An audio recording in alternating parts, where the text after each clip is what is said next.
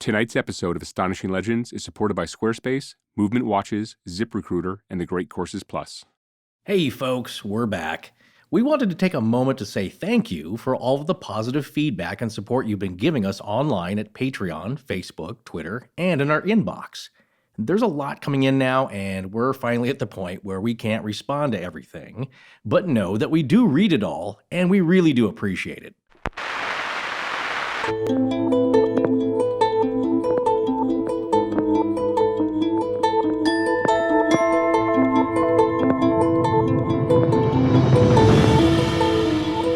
Welcome back to Astonishing Legends. I'm Scott Philbrook, and this is Forrest Burgess. The beast grabbed my ankle tightly, but I managed to slip away from his fingers that were turning into longer, more strong nails or paws of some sort. Linda Godfrey sharing the story of the Torrance Werewolf from her book, Monsters Among Us. Join us tonight for an interview with author Linda Godfrey and ensuing discussion about many of the stories from her new book.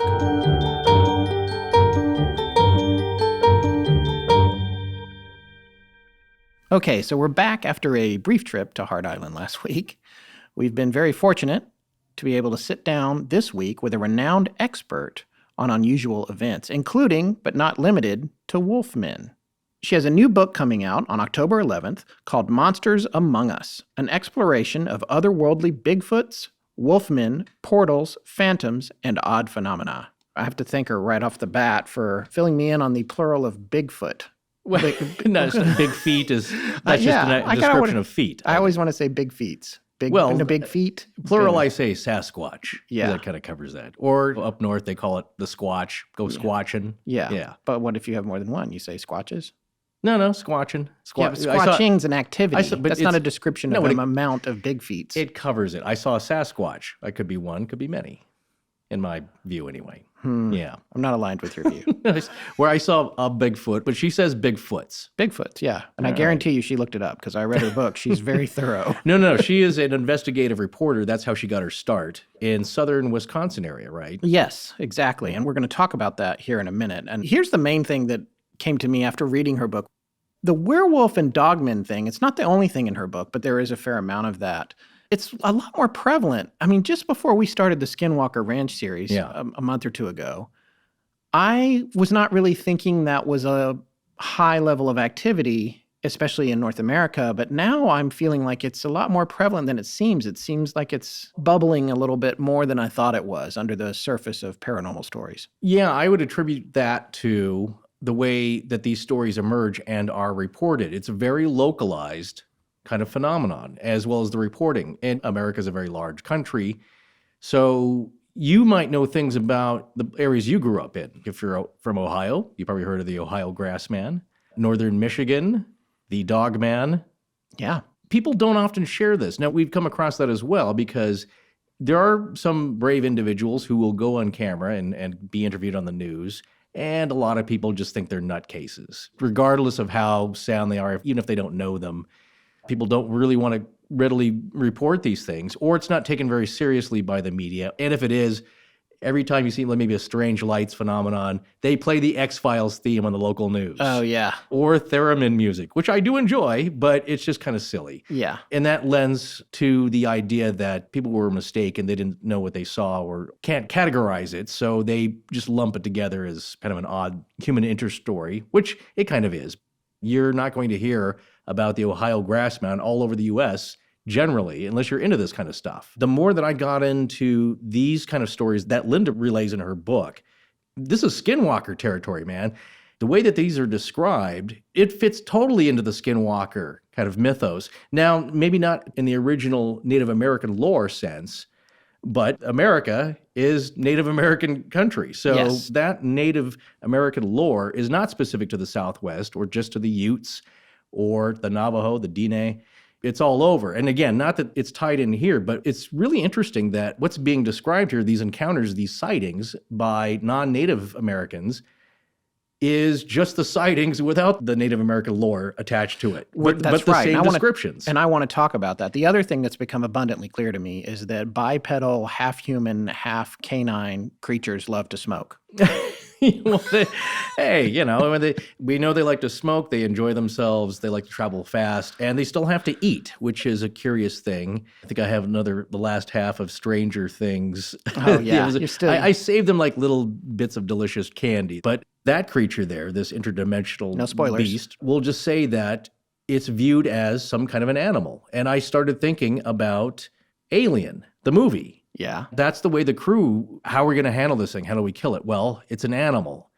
Animals are afraid of fire. It's probably the best thing is I would have taken a flamethrower. Yeah. To whatever walked up to the Shermans on their ranch. But Also, no, these fire things in are, the desert, not always the best. No, probably not. Probably not. But these all have a natural animalistic element to them, as supernatural as some of these encounters may seem to be. It's funny you should say that because on the supernatural side, it's the wolves and then also the invisible predators. Speaking of predator, by the way, the description of that kind of cloaking image keeps coming up in people's accounts. And I still don't know how this all works. I can't figure out if it's because these things are only partially here or they're part of some intersection between universes or worlds.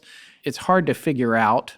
But I am seeing common threads between not only Linda's book, Monsters Among Us, and also Hunt for the Skinwalker, but other stories that we're finding outside the context of both of those books as well. Well, also Ryan Skinner in his book That's right. about Skinwalker Ranch describes an encounter, not generally in the same area, but he and his wife at the time were driving in their car and had a very strange encounter with, we'll say, kind of beings that had that shimmery kind of appearance, not totally visible.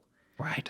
And also had some kind of suit or helmets or tubes coming out of their There's always costumes. tubes. No matter where you're from, you gotta breathe air. So at least here, or whatever you breathe on your planet or dimension. So, yeah, and so you have to bring it in a can. You gotta and breathe it through a hose. No, I go back to that same thing that, whatever's over there, they bring their scientist over here to study us. The guy sitting at his desk filling out a boring report, but he's got a helmet and tubes coming out of it and leaving the weird boot prints outside of the research trailer that he was in. That kind of floats. Interdimensional RV. Yeah, that's his job. It's like, oh man, these guys have discovered me. I got to move the blind back and then eventually take off. He's always like, when do I get my stapler?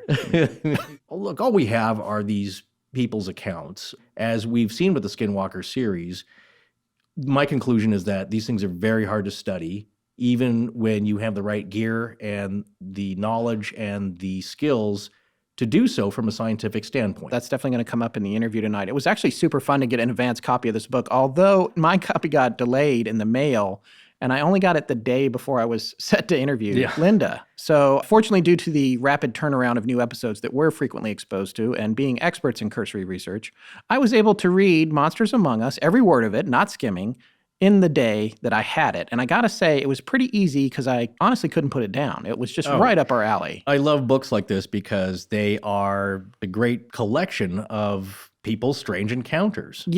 Told with a great description and good documentation by Linda and an enjoyable read. You want to get a few strange stories in here and there and not lose track with an entire narrative that takes up the whole book. This is a great book for that. That is what's really good about it. And in contrast to Hunt for the Skinwalker, her stories that she's rounded up are taking place all over the country. There are some that are in her area in Wisconsin, but they're coming from all over the country and in some places all over the world.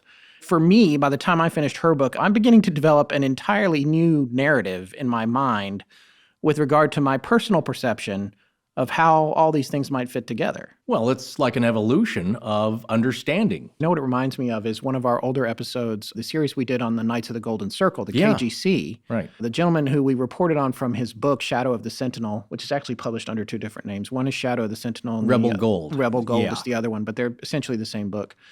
And in that story, this guy is out in the woods and he's finding carvings on trees. And these are things that probably many hundreds, if not thousands of people had seen. Independently, not made a connection. And then he starts putting it all together, and next thing you know, he's digging up big jars full of gold and coins. Exactly. That's a great parallel. Yeah, and if you haven't heard our KGC series, that's more of a historical show, which we'll be getting back to some of those after we get through the fall here for our listeners. Not so spooky, but yeah. That's what you're saying right there about the big picture. There's the big picture that you can't see. And just because you don't see the big picture doesn't mean that the little pictures aren't part of something larger and real. Exactly. And that's the point. When you see a weird carving on a tree, it's got a palm tree and a date on it, 1893 or whatever it is. And a spiral. And a spiral and a cross and a donkey. And you think like, well, somebody had a little time whittling here. That's interesting and strange. It looks really old, but, well, there you go. Doesn't mean anything. That guy was just taking a nap by a tree, decided to carve some fun stuff into the tree. But you're only taking that instance by itself, and it doesn't mean anything. But it does mean something. So when you take it all together, it's like how we said the treasure's laid out. It's like a big spider web. There's an idea and there's sentient thought behind it. So when you're coming from an outsider, what do all these things mean, all these weird sightings? Well, there's probably a purpose to it, but we may never know. The world is mysterious. That's what I love about it. I choose to live in that world because it's interesting to me. And you want some answers here and there, and a lot of them you're not going to get. You're not going to be able to figure it out. But if we take our tools, which is science and reason, then you can kind of start gathering clues here and there. And that's all we're kind of doing with these anecdotes. I do believe that, I don't know, maybe a third of them are just people mistaking what they saw or interpreting a natural I think it's event. a higher number than that. But think- I'm yeah. naturally, Well, okay, yeah, I'm maybe naturally half. more skeptical than you are, or at least I was when we started this show. Although There you I'm getting go. Here's closer to your point of view. That's an important point you bring up. It's not that I'm much more like, oh, I'll believe in anything of that vein. It's that I think I probably maybe in a lifetime have heard more of these kinds of stories than you. That's definitely true. And what it does mean for me, I will take the whole of these bits of happenings and information that we hear about and not just generally dismiss them off the bat. It's like, okay, what is that? When somebody says, I saw a ghost or I saw a UFO or Bigfoots, however you want to say it, well, that's impossible. Those things don't exist. And my question is, how do you know? How do you know what's not possible? How do you know what can't exist or what can? Most scientists believe that just mathematically, just by, The sheer abundance of the universe. yeah, just by probability factors, that there is other life out there. I'm sure some of them have got to be much more advanced than us and other galaxies, and that their science is much more advanced and their technology. That's okay to think about that. That's a probability. But then to make the break and consider, well, what if they're already here? Oh, no, we can't think about that. Why is that so crazy? When the idea that they exist somewhere far away, okay, not so crazy. Probably they do exist in other galaxies or even in ours. But the fact that maybe they're already here, people don't want to take that leap. Hi, my name is Ian Williams. You're listening to Astonishing Legends with Scott Philbrick and Forrest Burgess. Now, a quick break for one of the show's sponsors. Well, we'd like to give a big thank you to our sponsor, Squarespace. They are the all-in-one way to create your own beautiful website. With Squarespace, you can showcase your work, publish content or a blog, sell products and services of all kinds, or promote your existing physical or online business. It really is the simplest way to create a beautiful online presence with a domain, website, or online store. And we should know because as part of their sponsorship of us, we are building our own new website there. How's that been going, Scott? It's been super easy. I was able to make huge leaps in setting up our new webpage in just minutes. They have a large collection of beautiful templates that have been created by world-class designers, and I was able to load up several choices and preview how our new site might look with different themes in just a few clicks. Nice. Well, what about our store? Well, they have all kinds of powerful e-commerce functions. I can already tell it's going to be a piece of cake to set up and a lot easier to manage. I also love saying goodbye to something that we're dealing with on our existing website, which is constantly needing to upgrade, patch, or fix something. I'm so glad to be making the change to Squarespace, where all of that stuff is constantly maintained and handled for us invisibly on the back end. Ooh, almost as though it were being done from another dimension. Exactly. And with award-winning 24/7 customer support. Well, I'm looking forward to getting our new site done. We'll be up there with people from all walks of life, bloggers, writers, artists, photographers, museums, restaurants, you name it. So check out Squarespace at squarespace.com, register a domain name of your own right through their website, and start your free website or online store trial. When you're ready to launch, use the offer code AL to save 10%. Squarespace. Make it beautiful. And now back to Astonishing Legends with Scott Philbrick and Forrest Burgess. We're thrilled to have Linda Godfrey here with us tonight for an interview about her new book, Monsters Among Us, an exploration of otherworldly Bigfoots, Wolfmen, portals, and other odd phenomena. The book is coming out in just a few weeks on October 11th, 2016. Linda is one of America's foremost authorities on modern-day monsters. She's the author of over a dozen books on werewolves, hauntings, and the paranormal, including Real Wolfmen, True Encounters in Modern America, American Monsters, A History of Monster Lore, Legends, and Sightings in America, and Weird Michigan. She has appeared on many national TV shows, such as Monster Quest, one of my personal favorites on the History Channel, and has also been a guest on several radio shows, including the venerated Coast to Coast AM. All right, so hello, Linda. Thank you so much for joining us today. Hello, Scott, and thanks for having me. Let's talk a little bit about your background. What first got you interested in exploring these types of stories? I call myself the accidental werewolf chronicler because I had just started working as a reporter for a newspaper in southeastern Wisconsin when I heard the rumors that there was a road just outside of my hometown of Elkhorn, Wisconsin, where people were saying they saw what looked to them like a werewolf. They'd say if there was such a thing, that's what it looked like. Upright, furry, stands 5 to 7 feet tall, long fangs and a snout, ears on top of its head, and of course the walking on its toe pads, they'd always say it looked like the legs were bent backwards. So I thought, that was really strange, and I knew some of these people. I didn't think they were hoaxers. So I talked to our county animal control officer about it, and turned out that he had a manila file folder, an official manila file folder marked werewolf. So when you get that level of official activity, it's news. And I talked about it with my editor. We pursued it. I interviewed some of the main witnesses, the ones that were willing to talk anyway, and we published it. It was the weekend between Christmas and New Year's from 1991 to 92. And I also want to say it went viral, but remember, we didn't have the internet back then. Right. So it went national within a couple of weeks. Inside Edition came out, and Sci-Fi's New in Search Of, and just all kinds of radio and TV programs across the United States. It was just mind-blowing. And we had busloads of tourists coming up from Illinois, going down Bray Road. Wow. And the thing was, I worked for that newspaper for 10 years, and I probably wrote 3 or 4 updates during that time. The rest of the time, I was just covering the usual stories. And when I decided after about 10 years that I wanted to stop and write books, I realized there was still so much interest because during that time, right from the get-go, people started contacting me with sightings of not just things that look like werewolves, but Bigfoot and the giant birds. And I realized that it was a huge phenomenon. It was worldwide. People were not losing interest as time went by. It was gaining interest. And so I wrote my first book, The Beast of Bray Road, Tailing Wisconsin's Werewolf, to fully document those years when it came to light and what everybody did and what everybody thought, and then go into some theory and local history, that kind of thing. And I was thinking of it more really even as a historical, social look at, what a small town goes through, as much as I was thinking of solving the mystery of what this creature was.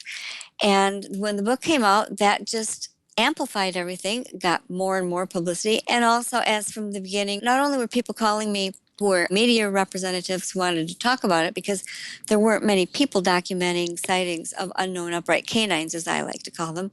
But then again, the number of people reporting to me just kept increasing and increasing. And one book led to another. And here I am some 24 years after that very first newspaper story. And I have just as much interest. I still get every single week reports, usually 1 to 3. So you can imagine how many that adds up to. 52 weeks a year, 24 years, that's a lot. And sometimes there are lots more. So it's the story that will not die. And in fact, it's become very, very popular the last 3 or 4 years, which is something I hadn't been used to. I kind of felt like the Lone Ranger for a long time. So it's coming into the public eye. And I did just come across kind of a funny blast from the past. If anybody goes to my blog, which is at lindagodfrey.com, you'll see I just posted that same year of 1992, which was an election year back then, between the elder Bush, Bill Clinton, and Ross Perot. Oh, sure. I don't remember if it was my idea or the editors or what, but a full page of the week, the newspaper, was devoted to the Beast of Bray Road for president. That's amazing. Yeah, which was pretty funny, and I took a picture of it and I just threw it up on lindagodfrey.com. So if anybody wants to get a chuckle for the day, you can go take a look at that. There's a couple little pun platform type things. Oh, man. There. We don't usually get political on our show, but I wouldn't mind if the Beast of Bray Road was running right now, frankly. I know. It's all in fun, and I asked on my blog, please, no big political diatribes or anything. Yes. But yeah, I think this is one year when he could be a viable candidate.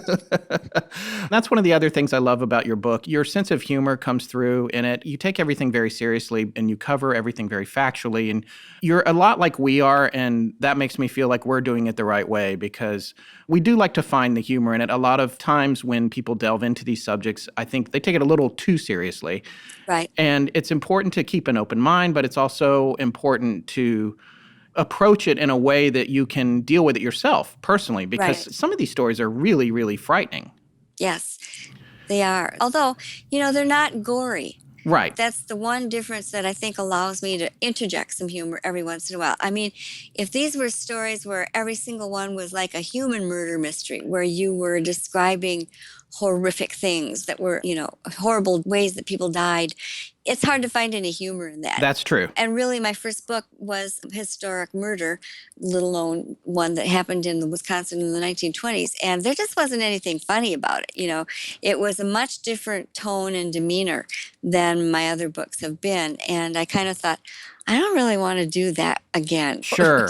It was 6 years of research, and you always felt like, oh no, I don't want to offend the grandson that's still living, or you're always taking people's feelings into account, and you just can't laugh at that. We can absolutely relate to that. In fact, we had a story that we wanted to cover, and we've been contacted about several times and been unable to due to concerns for the survivors, actually. Because we don't do true crime that much, but sometimes we do. And I certainly couldn't do it all the time for the same reasons you mentioned. It's just, it wears you down. And I find that happening even with not just paranormal stories. We've covered like Amelia Earhart's disappearance and that. We sort of have the unsolved mysteries in search of mantra of whatever is interesting and unusual. But sometimes we have to take a break from the spooky stuff too, because we did a show on shadow people that, like what happened to you, exploded a lot more than I thought it would. My co-host Forrest knew that it was going to be poignant, but that's the one that we keep getting emails about. Oh, wow. And there's some comparisons and some talk in your book of very parallel shadow people stories. So the other thing that really fascinated me is we just did this 3-part series on the Skinwalker Ranch.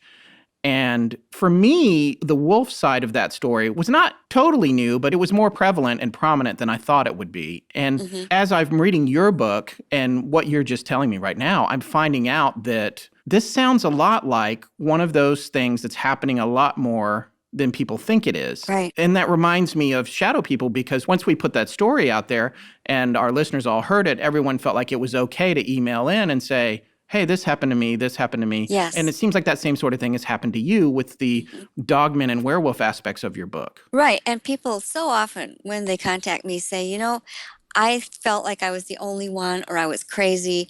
And I'm so glad to see that other people are sharing. And so that means maybe I can tell you too. And sometimes these experiences are 10, 20, 30 years old, but they're still just waiting to get this off their chest and tell somebody. Right. There was a couple in your book that I picked out that really stood out to me that were poignant. And I was wondering if there's one, if you wouldn't mind, maybe just doing a brief summary of for our listeners. It hit particularly close to home for me because it took place in Torrance, California. And for 9 years, I lived about 5 minutes from there. Oh, wow. So I was like, wait a minute. I was right over by LAX in Playa del Rey and used to go to Torrance frequently. And I just couldn't believe this story. But I was wondering if you might just recount a little bit about it to give our listeners a taste of the kind of stuff that's in your book. Sure. Well, this one happened in 1985. So it was a little bit ago. And there were 2 grade school age children, a young girl and her older brother. Their mother was washing clothes in a commercial laundromat. And they were outside playing with a new Nerf ball that they had. And they were running and jumping. They were hitting the sides of the wall with the ball. And finally, the brother threw it farther away. And so she had to run down this little road behind the laundromat, which was filled with carports. and she noticed that there was a large metal rectangular door on the ground, and it was standing open, and she could see stairs down there. And as she looked, a man lifted up the door the rest of the way, and she said he popped out a little bit and had this door kind of propped on the back of his neck and his shoulders. And she said at that moment, she was pretty afraid because her mother had told her to never talk to strangers, and this was a really strange-looking stranger. And she wanted to just get past him, but he complained to her about making noise and asked, "What are you doing? Why are you here? Are you playing?" And then he said, "Oh, it's okay. You don't have to be afraid of me, Jennifer. You don't have to be afraid." Well, then she really freaked out because she knew she hadn't said her name and that her brother hadn't used her name while they were playing. And he was dressed oddly. And remember the Seinfeld episode with the puffy shirt? Of course. Yeah, That's what this reminded me of. He was wearing like an off-white long-sleeve blousey type shirt with the cufflinks and a velvety or silky type vest. I mean, it sounds like a costume from a bygone era. Slicked back brown hair, dark brown eyes. I mean, he sounds almost like a vampire or something. And she thought that too. And she said he had a manipulating, nice, light voice when he was calling me to come toward him. And she was staring at him in horror, and all of a sudden, he started saying, "Oh no, not now. Not right now." She said he started sweating, his skin was sort of changing color, he seemed to be in pain, his veins in his neck and forehead were protruding, and he was still trying to get her to come over there, and she was shaking and terrified. And she said he continued to change. She saw his eyes change from dark brown to yellow, which is a canine color. She saw his jawbones and facial bones changing form, heard the sound of what she assumed were bones snapping. And he's turning into a creature. The brother came over, and the man by that time just growled at him and then turned back around to her. And she said he was now almost turned into a dog-type creature. The hair is going out, the teeth are getting bigger. And frankly, this is exactly the type of scenario that all these years I claimed never happened, because it's the first one I've gotten that communicated this bit by bit. It's almost like a movie style change. Yeah. Which is very weird. And he did actually grab her ankle, which she managed to get away from him before he held it too hard and she couldn't make it anymore. They ran back to the laundromat, and she had pinkish marks on her ankles, but no other marks. And that her mother didn't believe it, but her brother always did. Later in life, he didn't like to talk about it anymore, but this was something that I took very seriously, that I had to check out I couldn't go back to 1985, but the beauty of the internet is that you can go on all of these earth maps and zoom in and see things very plainly. And the laundromat, the carports, everything she described was right there. And the one thing I didn't know about was even that door, the rectangular door into the ground, that I thought was probably not correct, because my husband is a civil engineer who specializes in wastewater treatments. Okay. And he's always talking about how manhole covers are round because it's the only shape that can't fall in. Okay. But when I asked him about this, he said, "Oh, yeah, that's the VS228, blah, blah, blah, blah, blah. They use that for blah, blah, blah, blah, blah, blah, blah." So this was something this young girl wouldn't have had any knowledge of. If she had just said a manhole, I would have expected her to have described the one that everybody thinks of. Right. I actually have a friend who was visiting there, and he went over and looked everything over and took some pictures for me. And he said it had been pretty much paved over. She said the same thing. She'd been back there with her husband and checked it out too, and said it had been remodeled. So everything she told me was factual in terms of what was there, how it was laid out. I just thought it was a pretty impressive story. Well, it definitely freaked me out, and especially thinking about it in a major urban center. I think, oh, I'm safe. I'm in Los Angeles. Of course, by the same token, every night I have raccoons the size of 3 toasters out in my backyard. And probably coyotes that you don't see. And we do actually have coyotes in our neighborhood. And we don't see them frequently because we're a little further from the river, but closer to what they call the LA River, which is a concrete gully. You see them frequently, and you read about them online all the time. Yeah, that story is the witnessing of the transformation. That's a freaky story. And the thing that interests me about it, too, was just his demeanor, and then also the puffy shirt. It's like, where's he coming from? What era is he? And he's living underground, and it's just so bizarre. It's an extremely weird one. But, the other thing is that if you read the book, you also realize there was more than one bizarre thing in California. And for a long time, I got very few things from California. And then all of a sudden, the last couple of years, it's like they sort of woke up and started reporting these things. And there were several other very startling, transformative type stories Yes. in the Los Angeles area. Yes, I was a bit put off by that as well. You mean scared? Yeah, it's unnerving. Yes. I mean, just also the idea of the backwards legs, just that concept, the bipedal, these creatures walking on two legs and with the backwards knees. It's a very poignant image. It is. And yet when people think about it, see, most people never give too much thought to the dog legs. They know they're not like ours. But the reason they look backwards is because they're on their tiptoes, and what would correspond to our ankle and heel joint is up off the ground. The Right. same way ladies in stiletto heels are walking with their heels 4 to 5 inches off the ground. And so it just changes the way your leg looks. We're expecting to see a knee bending forward, but instead we're seeing the ankle joint bending backwards. Right. And the very appearance of that sort of precludes the idea of a costume in most cases, Right. or they're going to have to build a pretty elaborate costume to pull that off. Exactly. And the closest people come to this are those springy stilts Right. where there's like one piece and they kind of spring down on them. But those are rather large. And I've seen people make costumes with those.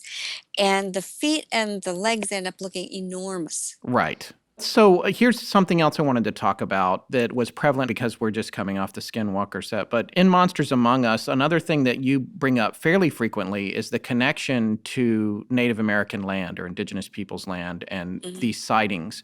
Do you feel like there's something more there? Because I do personally, just in the things that I've learned over the past couple of years with our research that we've done for our show, it does seem like there's a prevalence associated with these lands that have been occupied by Native Americans. How do you feel about that? Well, it bears out statistically. I mean, there's a different looking type of upright canine that doesn't really jibe too well with the ordinary ones that just have the yellow eye shine and they're the size of a big timber wolf, but not overly sized. And these other things are usually taller. They may be as tall as 8 feet tall. They have usually black fur, not always, but very much more humanoid. They have actual shoulders rather than carrying their arms in front of them like your dog when it's begging for a treat. Right. Because the actual canines don't have shoulders. They're not built that way. But these other things that people often see close to or on Native American reservations also have red eye shine. They've got more human-looking arms and legs and feet. It's just very different. And when people write to me and say, I saw one of these things, I'll say, do you live near or on a Native American reserved land? And very, very often the answer is yes. Right, which ties into the whole, all the Native American lore surrounding the Skinwalker mythology, which is pervasive in a lot of ways. Because the other thing that you talk about a lot in your book is the presence of Anubis. Can you tell our listeners a little bit about Anubis and the sightings you've had related to that? Yes, Anubis was the Egyptian god of the dead, and he was depicted with a jackal head and usually black and a human-like body. And some of the illustrations that you'll see in books on Egyptology are actually paintings of priests wearing an Anubis mask, but they're representing what presumably the entire Anubis would have, looked like a furred upright canine. And because it's the god of the dead, it has these connotations with the afterworld. And this is what people also see with what I call the phantom bedroom visitations, because there are an astonishing number of people who will wake up at night with this horrible, horrible feeling, and there is a tall, black-furred, often with slightly smaller ears than you would normally see on like a German Shepherd or wolf that are usually described, the glowing red eyes, and sometimes there's more than one. And they don't chase people or hurt them. They just stand there glaring at them and staring. In one case, this was from a woman who has a PhD as a professor at an East Coast prestigious university. And this happened to her. There were 2 of them. And she said she just felt that they were almost like tourists having a look around at her in her bedroom. It was very unnerving, and she was afraid, but she said they also seemed kind of majestic in a certain way. So that's another different way of looking at them. But these house visitations do usually involve these black-furred, much more humanoid-looking creatures. Was that also what the husband, I guess, was in bed and he woke up and saw that, and then either his wife or his roommate came in and it disappeared, but they both were smelling a strong sulfur smell? Right, right. That smell of sulfur, that goes back a long way. It's often been associated with the paranormal and with odd events. John Keel used to write about it. And so often, people who have sightings of these very anomalous things that don't seem to be entirely of the natural world will report this very disagreeable, strong odor, often of sulfur. With the canines, sometimes I'll say it's like the worst dog urine odor in the world, or something like that. But that stench is well known. That's so fascinating. And that's another case where there's two witnesses participating in it, because even though the man, he saw this thing and it disappeared, but when she came in, she could smell what it had left behind. So, and that's another thing that's really fascinating to me about your book. And most of the stories are corroborated by multiple witnesses, which means that they all take on that extra air of believability. Right. And there's kind of a belief out there that people can all share the same hallucination. And I do document this with some modern studies that show that humans don't really share hallucinations. Okay. Unless it's a case of special mental telepathy, perhaps, or whatever. But I think it's been fairly well shown that you and somebody else may both be having a hallucination, but it's highly unlikely that it's going to be the same exact one that the other one's having. Right. If people are seeing the exact same thing, then obviously something different is happening, which gets to the whole thing about the multiverse, because it's fascinating to me. And again, I keep mentioning Skinwalker, but one of the things that's fascinating to me is that idea of these multiple universes and these connections, and how quantum physicists are getting closer and closer to revealing theories that seem to be aligned with a lot of stories like the ones in your book that people have been telling for generations. Right. And so many of these sightings show creatures doing things that natural animals can't do, either being invisible or transforming or suddenly disappearing, or you see the tracks that lead to a certain place and then they just end, Yes. in the middle of nothing.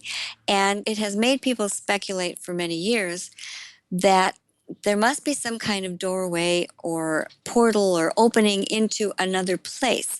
Now, Native Americans whom I've interviewed call this the spirit world. I think it's pretty analogous to what we now call other dimensions or just other worlds. And as you mentioned with the scientists, it's gotten to the point where the most brilliant minds in the human race have started postulating these, not just theories, but actual formulas and equations that are very complicated, but they show that there must be some other type of world or place besides our own. Lots of different theories. There's the bubble universe, which says there's one universe that bubbles out another one that bubbles.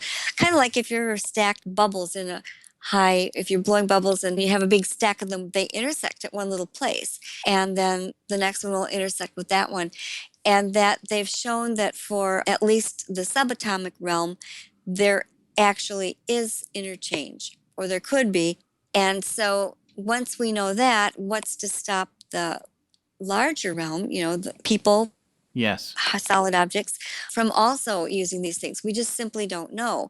We also simply don't know where or what these things are, or if it's safe for humans or that kind of thing. So I think it's a little fruitless at this point to argue those fine details. We just know that there's elsewhere, with a capital E, that it appears these things can come and go from, and sometimes humans too. So my book was going to be more about this idea of the portals. And then I suddenly got this deluge. It was almost as if the universe knew that and was cooperating. I got this deluge of amazing newer encounters to tell about. Right. That I felt needed to be told, like the ones that we've discussed so far. And also, I was coming up on the end of this 2-year research assistance that I've been giving a local man who owns a 40-acre hayfield who'd been having weird things. And so it seemed like it was almost better to put in all of the actual encounters, because that's the unique information I have. and then kind of correlate it with the things that have been known by the ancients and are beginning to be known by our present scientists. And that's the field that you talk about in the book, right? Yes. Yes, and that's which has the bipedal tracks that disappear. The whole portal thing, it is fascinating, and we just covered Skinwalker, so we talked about those particular portals that you mentioned. And what you're saying in your book, and what you have a lot of stories are, is that those things aren't appearing just there. They're appearing in other places as well, right? Right, exactly. It just happens to be that this man's property is one of those little concentrations where it all comes together. For instance, the Skinwalker Ranch in Utah was quite a large area of land, and everything was sort of spread out. If you imagine that instead, let's say you could take all of the phenomena that happened out there and attach it to a grid, and then put that same grid over an urban area where one person wasn't taking note of everything that was happening. People on one side of the grid would maybe see the tracks, people in another part of the grid would maybe see strange light forms, and they wouldn't put all these things together. And I think that's what's happening in a lot of cases with these creatures showing up with anomalous sidekicks. Yeah. for lack of a better word. We don't see the correlations. And another thing I did with that book is kind of an experimental stab at a way that we can start putting these things together, which is whenever I received an encounter that had a good enough date that I could look up at a close enough location, I would look up the moon phase. Yes. I would look up solar flare status. I would look up anything like UFOs or other things that were being reported in the area. My point is not that this proves anything in this one book, because out of all the many thousands and thousands of such incidents that are taking place, my book is a very small sampling, even though it's a fairly hefty book. I mean, it's over 350 pages. But if everybody who receives these kinds of reports and studies them could stop and do this kind of thing, we could build a much better database and be able to make these comparisons, and maybe then pull up all the ones that have UFOs and all them and see if there are stronger geographical correlations between them. Yeah, and coalesce the data, because it seems like it might be the wrong idea to just look at everything Right. as an independent event and look more at how things are collectively happening. Exactly. Because you mentioned John Keel, and that's one of the complaints about people who talk about the Mothman story and how it was relayed in the movie, which I completely understand. You have to make a movie what it is, and I love that movie. But there was a whole lot more to that story with Men in Black and UFOs and all that sort of Yes. stuff, which obviously muddies the water when you're trying to tell a story in a movie theater. But in terms of the bigger picture of trying to see if there's something going on that's larger than all of that, you really have to take into account everything that's coming into the experience. Right. The other thing that struck me about what you just said a minute ago about the universe sending you a message in terms of the information that started coming into you is that we have already received emails ourselves about it. And my own mother stopped listening to the Skinwalker series because she was getting a palpable, horrible feeling that stopped the minute she hit. She said it didn't matter if we were joking around or whatever the moment was. So she stops listening to it. And maybe that's just an excuse. She don't want to do 6 hours of stuff. But, but you know, on the other hand, we have a subreddit, and one of our listeners posted on there that as a child, he had frequently had bad dreams about this wolf, a huge wolf, that he would see outside of his car. I don't want to recount the whole thing here, but we're actually going to include the link to his post in our show notes for this episode, and I'll send it to you, Linda, as well. Great. That's great. He said it's centered around these two paintings that his parents had when he was younger, and he had Native Americans in his family, and his mom would always hide them. And whenever she saw that he had them out, she would be angry. He would have these recurring dreams sort of associated with that, and he hadn't had them in 4 or 5 years, he says. And he said the reason that these particular series got under his skin that we just did was he had the dream the night before he listened to the first episode. So he hadn't even listened to it yet. So, But on the other hand, he probably had in his mind the idea of what the story was, but still, it's rather prescient. Yeah, exactly. So that kind of experience, and there's a lot of the wolf stories in your book, which I love too, the bipedal wolves, also the wolf smoking the cigarette on the log in the park. What is that? I know, it's crazy. And I always stop and think, well, could this have been a mask? You have to ask yourself that, especially when the wolf is wearing clothing, because if it is a natural wolf, that's somehow standing up, it's not going to have the manual dexterity nor the correct appendages to Right. buttons and pull your pants on. Thumbs. And the tail would get in the way. I mean, there's, all kinds of, logistical problems with that. And the ones that just transform, that doesn't always hold up.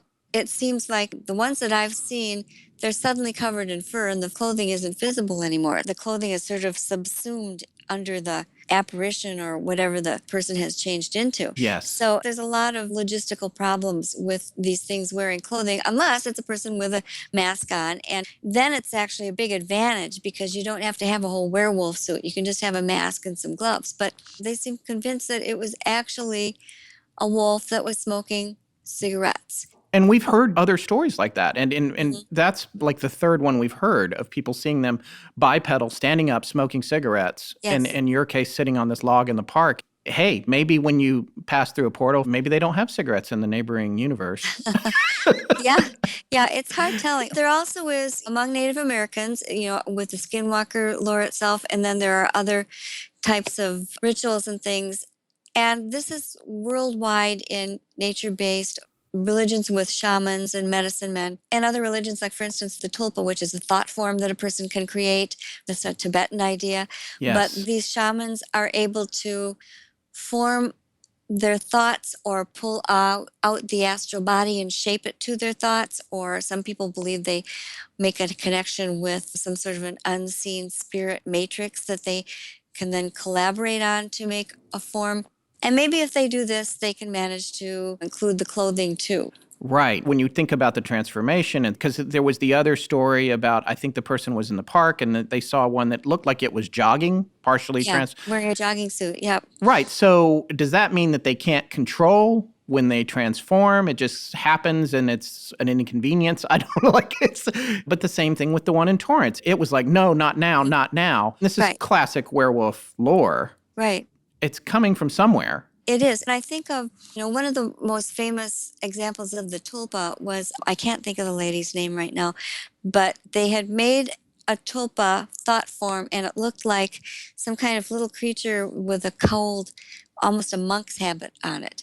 So that was a thought form, but it had clothing. Right. It had gotten to the point where it got stronger and stronger and could run away and other people could see it and they would see the clothing too. So I think there is some backing to that idea that if it's the type of creature that has been, let's just say, conjured, for lack of a better word, then it can have all the apparel choices and latest fashion styles that the practitioner is able to give it. And that's interesting too, because this sort of awareness of culture, and there's a lot of things about that, not just technically, but also in terms of fashion or appearance or coolness, because I also enjoyed the story about the woman who saw the limousine and this beautiful, beautiful black German Shepherd type dog is in the back of the limousine, right? Right. And he rolls the window down and lifts his paw and rests it casually on the door. And she looks and it's a human hand. Yeah. And also it appeared to be grinning at her, right? Oh, yeah.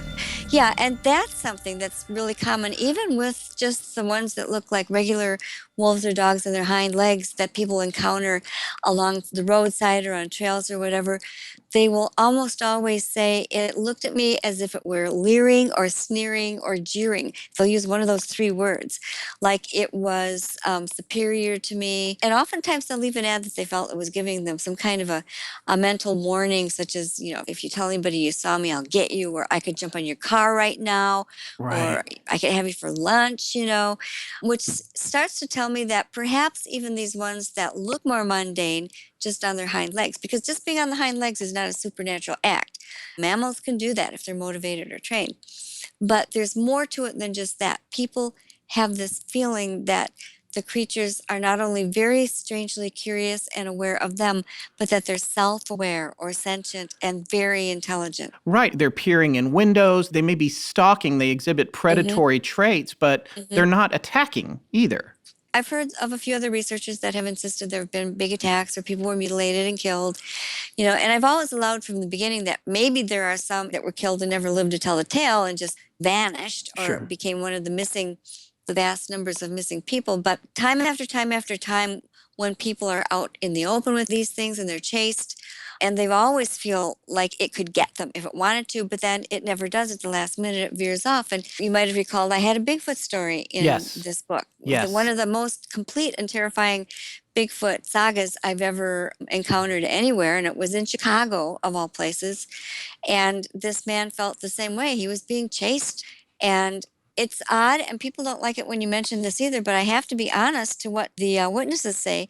And he's one of them. He said, I was so out of my mind, I didn't know what else to do. I just said, oh, Jesus, help me. And it stopped. It wasn't behind me anymore. He said he didn't know if it ran into the woods that they were running along, or if it just had stopped a little sooner and he didn't see it, or if it disappeared. He didn't know where it went. But so many Vanished. people will have, at the last minute, this intense desire to cry out for heavenly assistance from one place or another, and it helps. Well, makes it go away. we did a story not too long ago called The Sludge Entity that was a multi-parter about a family whose child, to simplify it, oversimplify it, was seemingly possessed or had some sort of issues. He was having physical problems. He couldn't walk. He was sick. And it was a moment like that that brought him back from the brink. And that's something interesting that Forrest and I talk about on the show a lot. You know, where do you come down religiously? What is your belief system? And it is curious because with the Bigfoot story you mentioned, there were so many frightening things about that to me. And obviously he could have easily been caught. He had a bicycle that he was apparently Yes. taking with him, which I Yes. absolutely would have left behind. Yeah, that bicycle would have been Yeah. just dropped immediately and come back later for it, maybe. Yeah. In addition to that, it was initially across the river from him. And then it suddenly was on the same side as he was, throwing rocks at his former position. And then when it gave chase, the other part that scared me was that there seemed to be a peanut gallery of like creatures on the other side of the river talking, Yes. talking back and forth. You can only imagine in some language that you couldn't understand. You can only imagine them being like, leave it alone, leave it alone. You know, I don't know, don't kill the human. Yeah.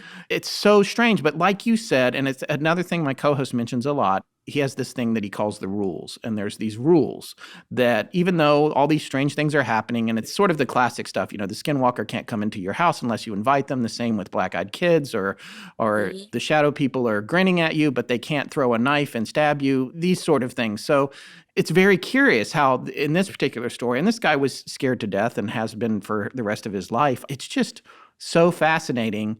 It does make you wonder about if you are trying to wrap your head around the theoretical physicists' ideas of multiverses and that sort of thing, what the rules are. And Right. but then again, you made reference to people that are missing, and you had written, even in your own book, you made reference to the missing 411, which I still haven't read, and I can't wait to check out.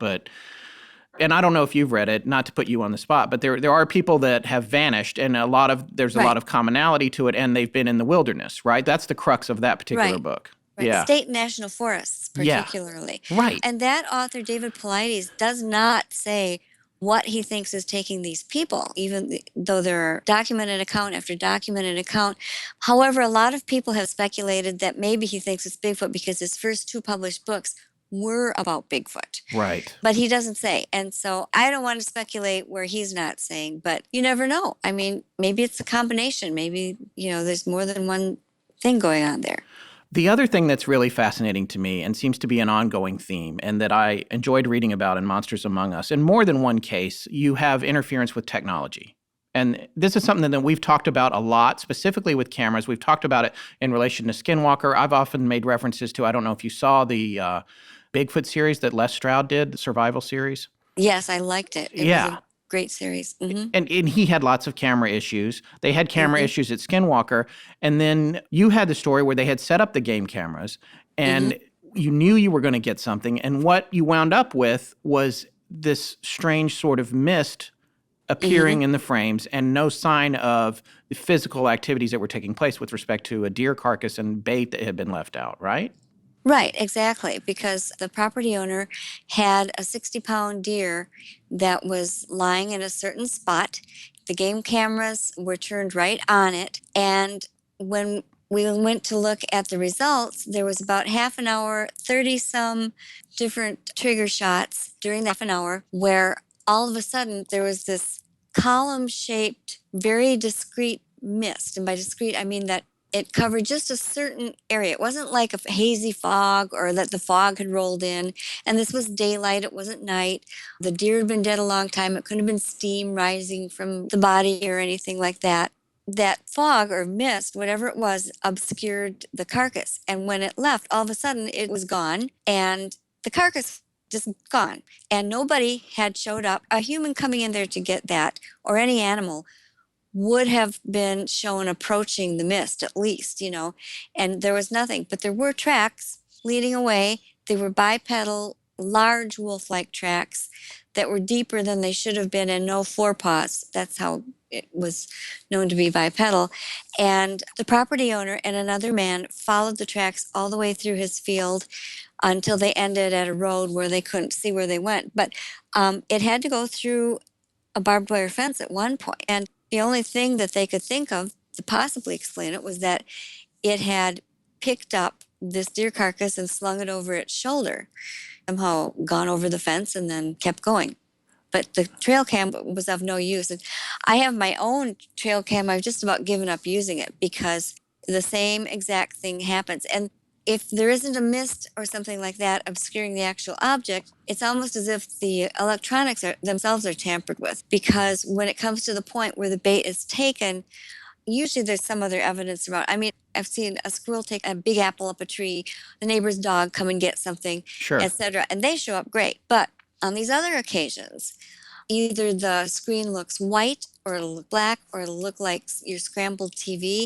Or on one occasion, I had it really tightly belted to a tree, and I think they would have had to have bent the tree branch. But at one point where there's a picture of the leaves up above the tree, and then in the next one, it's back in the normal position and the bait is gone. Right. That's the exact same thing that happened in Les Stroud's show. He had bait that was gone. I think a Snickers bar way up a tree. He's out in the middle of nowhere. The camera turns off. It's gone. Like in one frame, you could barely see something in the corner of the frame. Right. And this repeats itself. And it's the same thing out at Skinwalker. And it just blows my mind because if you're dealing with these animals, even if they're from another universe or whatever you want to believe, how are they aware of our technology and how are they thwarting it and why are they thwarting it? Or is it just an ancillary happenstance to the way that they operate? I don't. Yeah. Well, some people postulate that because they come from some elsewhere, that perhaps the atoms in that universe or whatever it is don't vibrate at the same frequency as ours. Maybe they have. Every person has an electromagnetic field, and an animal that we create ourselves. Maybe their electromagnetic field is just enough off so that either they don't register or that they're very much aware of something like an electronic camera, which would be producing its own EMF. So then they're able to avoid it. There are lots of different possible explanations for it. We don't know what it is, but it does seem that they are almost instantly aware of any sort of form of electronics. And the times that I've had personal encounters myself were times when I did not have a camera in my hand or even on my person or any other type of electrical recording device. And then, of course, the skeptics are going to say, well, how come there's never a camera? How come you can't get the – and you just run into this cycle of frustration that it becomes impossible to collect it. And it's very interesting what you say about them existing on a different plane or existing a different area. But that was one of the things that when we were talking about Robert Bigelow, who was, I believe, still the current, although one of our listeners said that the Skinwalker Ranch has been sold, but Bigelow had it for quite some time. Right. And in his development of space travel, he had this theory that you can't develop space travel on the Earth because it's all about breaking the bonds of the Earth, and that you should develop at least interstellar travel or any kind of serious travel should be developed in orbit. And so that you're in the environment that you're trying to conquer. And maybe if these things are coming from somewhere else, we need to get trail cams from where they come from as opposed to here. Yeah, exactly. And then you have the mutilations, which were another parallel. The strangest things happened out at this property. I think we went through 17 deer carcasses. Right. And different things would happen to different carcasses. I actually had a picture of a deer that looked sort of like one of the classic types of mutilations. And just by happenstance, a reporter from central Wisconsin had been contacted by a farmer who started having odd mutilations of his cows. And the cow mutilation looked exactly like the deer mutilation on this farm. And It's just not what normal animal predators do. Yeah, and you also mentioned a raccoon somewhere and I was surprised. That was the first one. Yeah, that raccoon, the way that it was disemboweled exactly matched one of the Skinwalker stories with a cow. And these are how many miles apart? We're talking like 1,000 miles at least apart. These stories are taking place. Oh, at least. And this man, the property owner, was a retired math teacher from Chicago. He had never read any of these types of books. He had no clue that there was such a thing as Skinwalker Ranch. He just happened to observe this raccoon that appeared. It had been zipped open from his chin down to its tail, and that the insides had been carefully scooped out in a compact bit and laid to the side. And then when he came back, every single bit of those were gone. And he just knew enough about nature to know that there should have been scraps of them all over the place and things fighting over them and bits of hair and scenes of a tussle. There was nothing like that.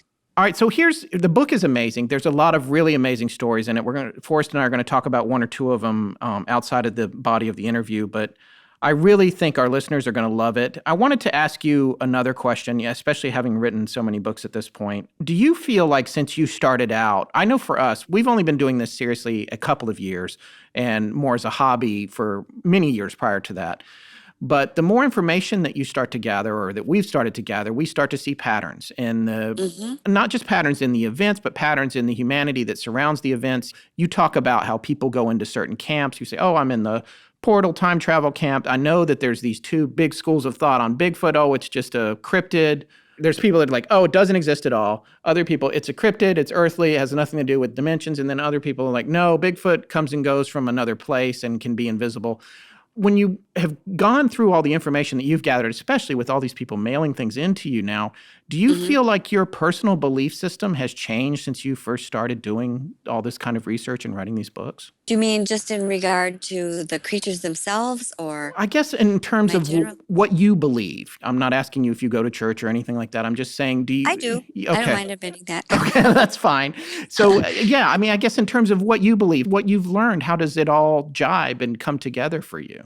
I believe that in the Bible, there are many, many, many, many references to various kinds of spirits, otherworldly creatures. I mean, you could consider angels and so-called demons and things like that to be some type of otherworldly creature, I guess.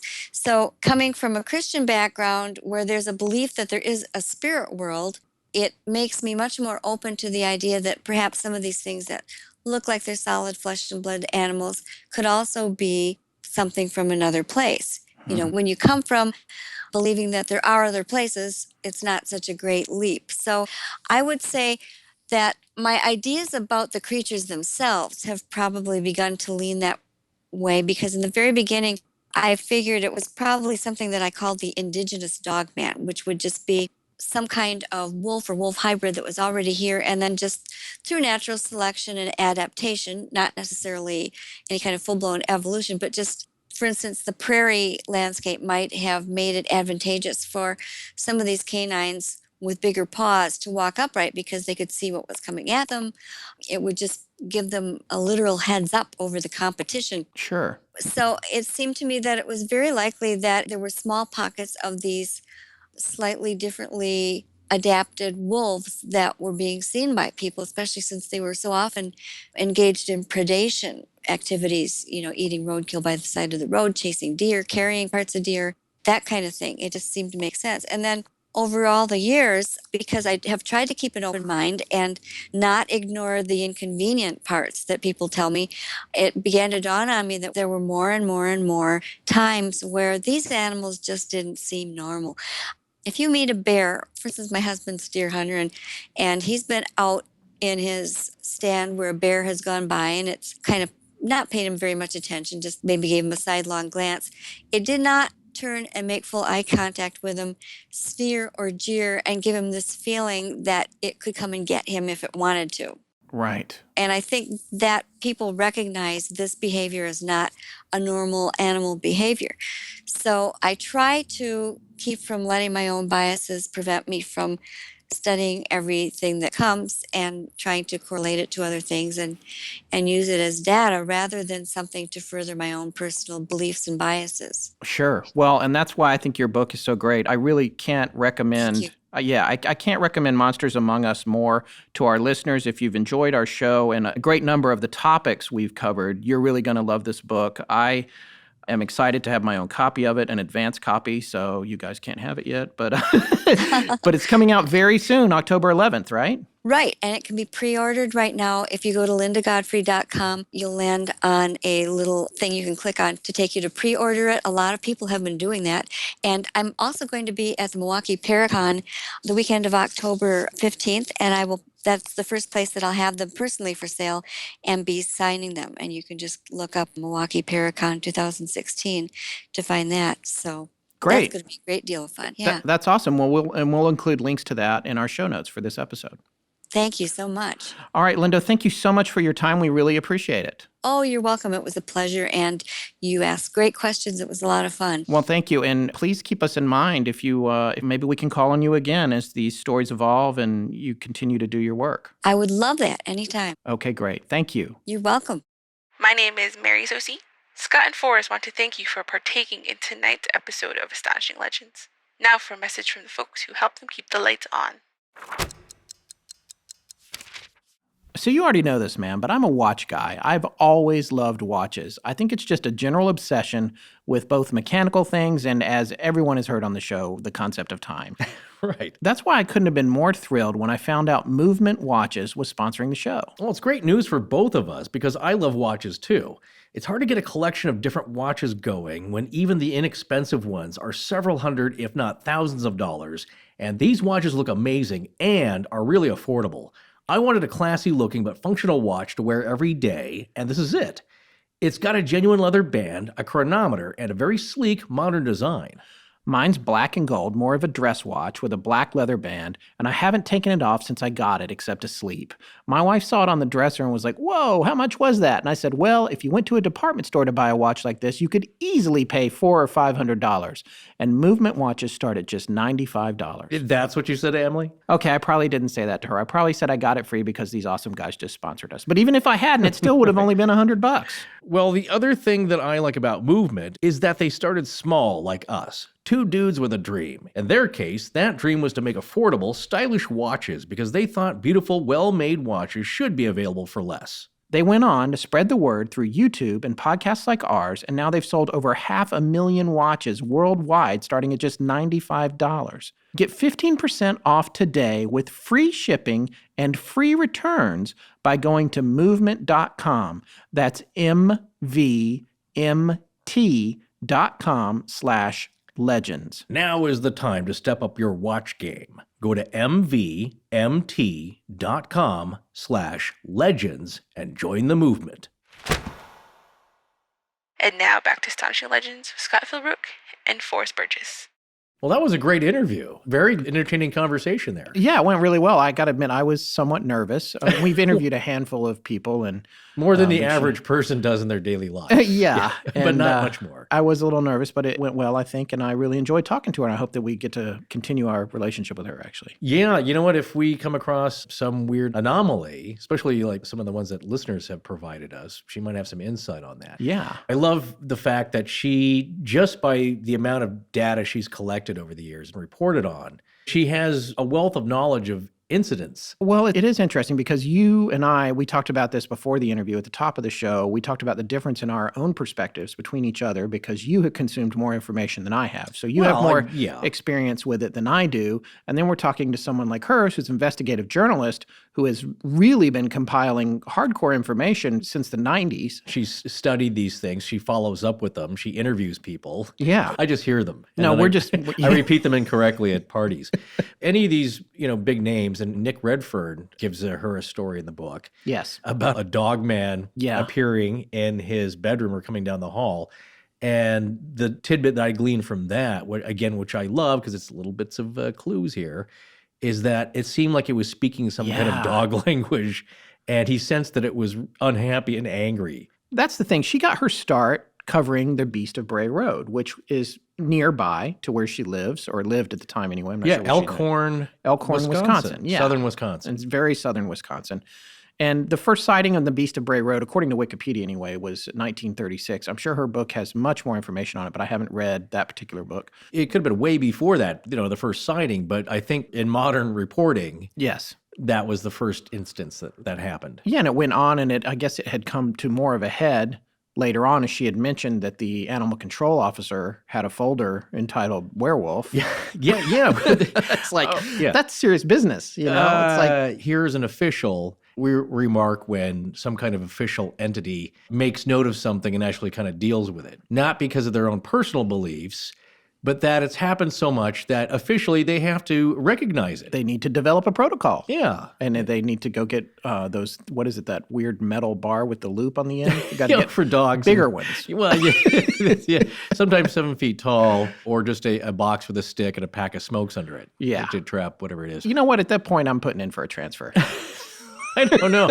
Well, there's a testimonial on a YouTube clip that we will have in our show notes from a Fox show. And one animal control officer, and I don't know if it's the same guy, it might be, but she's featured on it. So you get to see Linda. Right. She's interviewed in this piece. And he basically recounts this incident where he was picking up a dead deer, put it in the back of his truck. It was roadkill. Then something tries to get the deer out of the back of his truck. And he looks in the rearview mirror, and we're back to the Skinwalker description of a large, he said kind of a bare body with a dog or wolf head on it, long pointy snout, teeth, beady glaring eyes. Again, I'm putting in for a transfer. Yeah, it's like, well, that's what's interesting is that he's not shy at all about mentioning this. And, generally, as we said, public officials and people who work with official agencies don't like to talk about this because it's frowned upon. You do sound maybe like you're a little wacko, but he's like, hey, I can't explain it. I just know what I saw. And it's not wishful thinking that it's something crazy or fantastical. You're just describing what you saw. Yeah. And I believe truthfully. So, And was it wearing a blue and white checkered shirt and smoking a cigarette? I didn't know. I think this was more hungry animal. Can I have that deer? Right. You gonna use that? You gonna finish the rest of that? And it started shaking the truck, and that's when he said, "Oh, okay, I'm at it. I'm just gonna pull away here." Yes. But it didn't run after him or anything. But no, he was contracted by the county, I believe, to go pick up roadkill and just out doing his job, much like Roy Neary in Close Encounters. That's what it reminded me of. Yeah. Just a strange thing happening while you're essentially at work. Right. Which is what happens to us all the time. Yes. I wanted to talk about something that I mentioned with her, and I went over it a little bit. We do have a subreddit dedicated to us that Tess sort of oversees when she can. It's difficult for us to get over there a lot, but we do check it out every now and then. And one of our listeners had posted something over there relating to Skinwalker, and not to chime on Skinwalker so much because we're on a new topic now. We're talking about Monsters Among Us, but they have a lot of common ground, these two books, and the ideas of a high number of the sightings that are parallel between them. So the Redditor who posted the story gave me permission to read it on the show, so I'm just going to read it here real quick, and you're going to understand why it's pertinent both to Skinwalker and also to Linda's book, Monsters Among Us. I wanted to hold off posting this until I could finish all the Skinwalker episodes since it was such a broad and intricate story. I am what you call an open-minded skeptic. I personally don't believe in ghosts, aliens, or the paranormal generally speaking, but by that I mean I've yet to find anything compelling enough to do so. That doesn't mean I'm not looking. Also, I have a personal story that I cannot yet explain scientifically, and it's pretty astonishing. So, Skinwalkers. My great-grandmother on my father's side was full-blooded Cherokee. Her parents tried to naturalize when she was very young, and as she grew up, she tried to hide her heritage due to racial reasons. As such, my family knows very little about our history, but the blood runs thick. Both my grandmother and my father look very Native American. My mother is very religious and grew more so as I grew up. She was very big into the satanic panic of the 80s, and it's always been a point of contention between us. She has always been afraid of my father's Native roots and any relics left in the family. When I was young, we had 2 Native American paintings of sorts. They were on some kind of thin-pressed hide or leather. It was tan or brown and soft like suede or velvet. The paint was almost like a dye, but very dark and heavy. One was of a black snake with white spots down its back, and the other was of a wolfman-looking thing. My mother hated them, and any time I was caught with them out, I would get in trouble, and she would hide them again someplace else. I thought they were amazing. When my parents divorced, these went missing along with everything else in the house. I believe they were put into storage, and then the storage not paid. I lost all my childhood possessions this way. Also, as a child, and more rarely into adulthood, I would have this recurring dream that would always terrify me, and until your episodes on the Skinwalkers, I had zero context for the dream. However, now, it seems all too real. We're riding in a car. I'm in the back seat, my face pressed against the window as I look out across the horizon of rolling hills and farmhouses. In the far distance, on the crest of a hill, I see a colossal wolf the size of a building. On its left and on its right are two giant dogs the size of men. The wolf is lounging comfortably. The two dogs are at attention. The wolf sees me, and we make eye contact. Its eyes are gentle, but human. The two dogs at its sides break and run towards the car. They cross the distance in seconds. One dog always vanishes from my vision. The other charges right for the moving car. It is black, and it is shaped like a Labrador crossed with an Irish wolfhound. Thick body with a wolfhound's head. Its hair is wiry but jet black. Its eyes are glowing red like hot embers. I scream to whoever is driving the car that the dog is going to get us. They stop the car and get out, leaving me inside. I never can identify the driver, but they seem happy this is happening. The dog rushes up to my window growling and starts ripping at the door. It shreds the metal with its paws and rips the handle apart in its mouth. The dog is larger than the car. It has to look down at me through the window. It continues to rip apart the door until the door itself breaks away and comes off the car. Screaming, I retreat to the far side of the back seat as the dog climbs into the doorway. It leans in as a human would, putting its paws on the front and back seat rests and stooping its head down to fit inside. It looks me in the face with its burning eyes, and then it roars.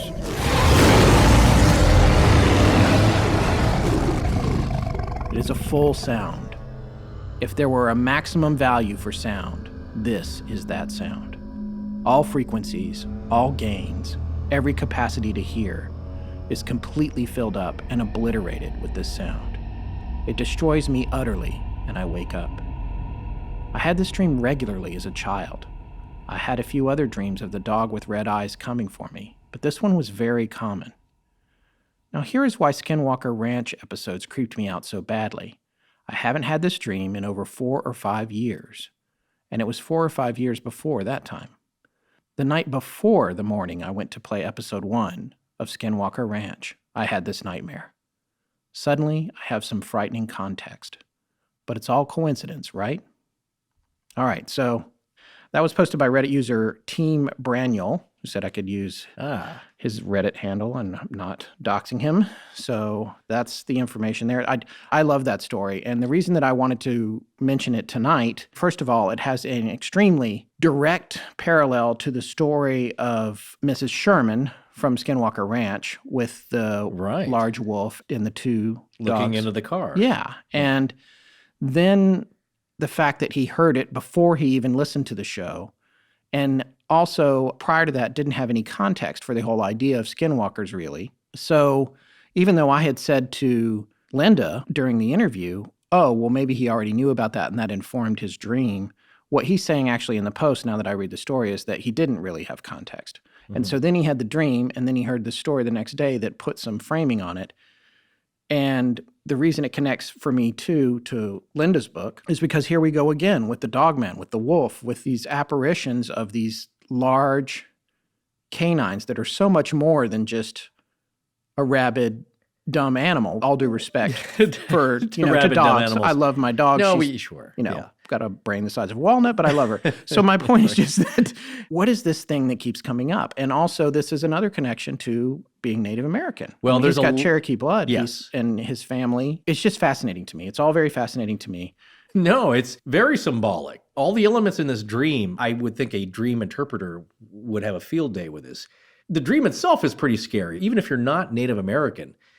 To have this recurring dream of this frightening encounter with these large beasts, it's a lot of very serious imagery here. But the dog appearing in the dream in and of itself is very symbolic. And you look at dogs, the saying goes, God gave dogs to humans as a companion, as a treat, as a gift. and they can be very loving and very protective of us. On the other side of that coin, they can be very vicious and a threat and dangerous.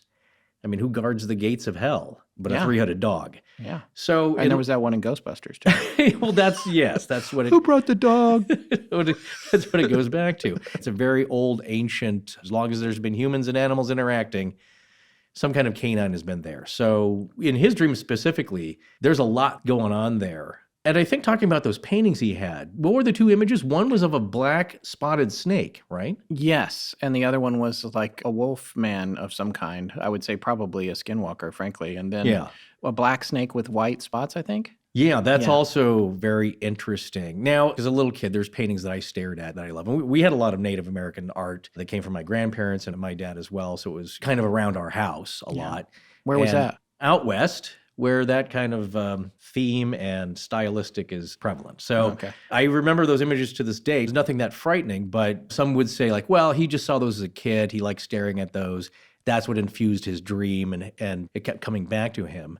However, those two images have a lot of meaning with legends. Now, do you remember this email we got from a listener right after one of our last episodes here, and she talked about the Black Serpent? Yes, I do. Do you have that? I found it just now. I punched it up. I just searched for serpent, and then luckily it came up. The search terms in our inbox that we use. Oh, jeez. Yeah, no, Scott will send me something that just says wow in the subject line. It's like, I can't find that again. They all say wow. So, no, but then the next thing, it's like serpent, skinwalker, glowing red eyes. Yeah, there's so much of that, it's hard to sift through. Yeah. But this one struck me because she was talking about the Skinwalker episode, and when Scott had mentioned the teens, the classic horror story, were attacked at the lake at the Bottle Hollow Reservoir, right, by the Black Snake. Well, outside of Fort Duchesne. Well, Amanda heard this, and as a hobby studies Native American legends, and had a little story to relay, which I thought tied into this pretty closely here. So I'm just going to read.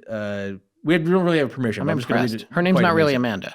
We don't know who this is. They haven't really given us permission, but it's such a good paragraph here. I think it warrants mentioning. So, wanted to share a bit of information about the Black Serpent attacking the lake goers, at least what I know from reading my local Native American legends. It's true, it could be a skinwalker, but the antlered snake that is depicted by Native Americans had another application in legends. Cherokee call it an Uktena or Ukten, but it's almost universal.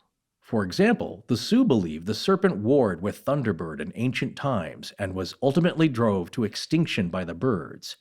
Uktena is a symbol of death and is described as so poisonous a person could die just by following its trail. Even seeing one in a dream means something bad will occur. It dwelled in water, and its weakness was a seventh spot on its back. Sometimes its weakness was thunder or fire, depending. Either way, the presence of a large black serpent, horned or not, skinwalker or not, would be a terrible omen to see at a lake or river. So that was pretty, that wasn't featured in his dream, but that was one of the two paintings. No, it was one of the paintings, and this everything's connected, especially when it comes to Native American folklore. It's fascinating stuff. Yeah, it's fascinating. And why is it the seventh spot? 7, here we go with 7. It's seventh wave, seventh spot, 7. That's a whole nother thing. Yeah, the seventh seal. Numbers are very important in the rule of threes, the duality of 2. It all means something, but just the imagery here of an antlered snake, it's a cross-hybrid animal with 2 attributes of 2 different animals. That brings back Anubis, which she was talking about, and there's some stories in her book, in Linda's book, that talk about the Anubis appearing at the foot of people's beds. The ARC started looking into the Anubis, and I would like to give a shout out on this particular episode, actually, to both Marissa Ball and Marie Mayhew for their work on this episode, as well as Devin, who is our applied physicist. But those guys had dug up some interesting information. One of the things that they found about the Anubis was that it was thought to be an Egyptian jackal's head on a man's body. Right. And that it had to do, was the god of death, had to do with embalming. Your preparation to the underworld. Yes. Yeah. There's some theories that the origins of it being associated with death are that these jackals used to dig up shallow graves and be associated with the bodies. However, we also found recently that they've genetically identified a wolf in South Africa, and that it's possible that it's not the Egyptian jackal, but it's actually a wolf. A wolf's head on a man's body. Yeah. So we're coming right back. Let's see if I can find that article here. Yes, it's an article from the Archaeology News Network Author Jeremy Hantz from source Manga Bay, January 26, 2011. The Egyptian jackal, which may have been the inspiration for the Egyptian god Anubis, is actually not a jackal at all, but a member of the wolf family. New genetic research in the open access journal PLOS1, not sure what that means, finds that the Egyptian jackal is Africa's only member of the gray wolf family. The new wolf, dubbed by researchers as the African wolf, is most closely related to the Himalayan wolf. We could hardly believe our own eyes when we found wolf DNA that did not match anything in GenBank, lead author Dr. Eli Runes said in a press release. GenBank is an open-access nucleotide database. The genetic data also points to an early origin for the Egyptian jackal African wolf. In fact, researchers believe the animal is older than well-known wolves of the Northern Hemisphere. According to the study, Indian, Himalayan, and the new African wolf broke off from the gray wolf before it moved north, colonizing Europe, Northern Asia, and the Americas, further subdividing into different subspecies. Ethiopian wolves, which are a unique species of canids, are older still. So they made this connection to this wolf that predates the Egyptian jackal and predates. And so here again, we're coming back to the wolf. I feel like we've really been crying wolf for like 5 episodes now. Yeah, well, they're such a big part of our lives, whether you like them or not. Have one or not. I do like them. Yeah, when they're at a distance, and they're the size of a normal sized and walking on cat. 4 legs. Yeah. Animals like that, especially ones that we have such interactions with, figure prominently. And of course, the jackal figures prominently in an association with the devil. Remember the film The Omen, I think 2, where the scientist finds that he analyzes Damien's blood as a teenager, I think, and there's some jackal cells in it. Like, what? I must report this. And then he dies in the elevator. Oh, that guy. By way of mention that from the last episode. Yeah, I mentioned it. That possibly could have happened. Bisected. Now, one thing I wanted to say that's kind of on the flip side of this, I send this image to Scott when I want to freak him out sometimes, and he promptly texts me to stop. Because what's as creepy or maybe even creepier than the image of a wolf or dog head on a human body? It's a human face on a dog body. And so I sent him the picture from the great classic Invasion of the Body Snatchers. This is the one with the second one. Yes, with Donald Sutherland. Yeah. Look, if you haven't, horrible. I'm not. It's an excellent movie. It's a horrible effect. No, what the people who aren't turned yet, who haven't been assimilated yet, learn that if you walk around emotionless about everything, like a zombie or a robot, that you can get away with it. I can't remember who does this, but they're walking along, keeping their composure until they see that the homeless man has fused with his dog. Yeah. And his boxer now has his head on it, and she shrieks in horror. And it gives them away. When I saw it, being much younger, it's the tongue coming out and looking. It's like, oh my God. It's just, look, they're both disturbing images. Yeah. Just the swapping of body parts. But that's a very old, look at the chimera from ancient Assyria. That's not a new idea, I guess is what I'm saying. And a hybridization of animals and humans and animals to other animals. It's just going to happen.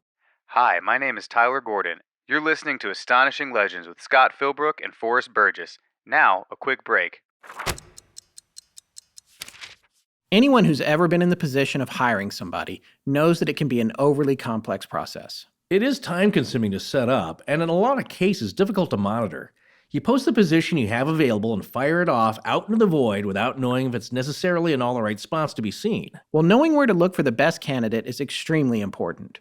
What you need to find the perfect hire is a way to post your job on all the top job sites. And now you can. With ZipRecruiter.com, you can post your job to 100 plus job sites, including social media networks like Facebook and Twitter, with just a single click. And if you're looking for a job, it's a great place to go for that too.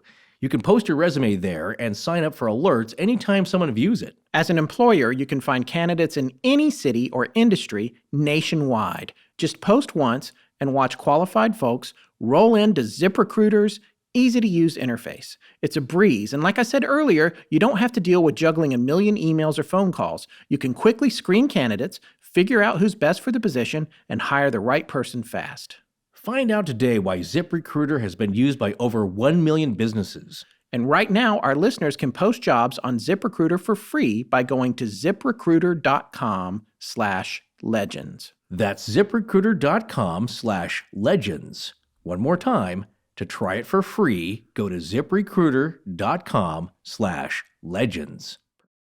So, Forrest, I'm always teasing you for not having cable. Yeah. But in those 2 hours a week when we're not working on the show, I'm curious, what do you watch? Well, I do get over-the-air TV, and I have Netflix, of course. But you know what I find just as entertaining is the Great Courses Plus. And I'm actually learning things. Yeah, well, even with 500 channels, I still sometimes find there's nothing on that I want to watch. You probably just stare at your awesome tattoo. I presume you mean the one that's the shot from George Méliès's A Trip to the Moon, the very first science fiction film. Right. Well, what a coincidence, because Méliès figures prominently in a lecture titled The Invention of Motion Pictures from the series Turning Points in Modern History. Like how I tied that in? Very nice. Yeah, well, you probably also knew that he was a magician by trade and that he's the first one to discover what we know as special effects. Oh, that's right. I can't remember how, though. He was filming Street Activity in Paris in 1896 and his camera jammed for a minute, but then he got it going again. When he developed the film and watched it, a horse-drawn bus that was going by suddenly turned into a hearse because the traffic kept moving when his camera wasn't rolling. We could imagine how astonished he was because no one had ever seen anything like that before.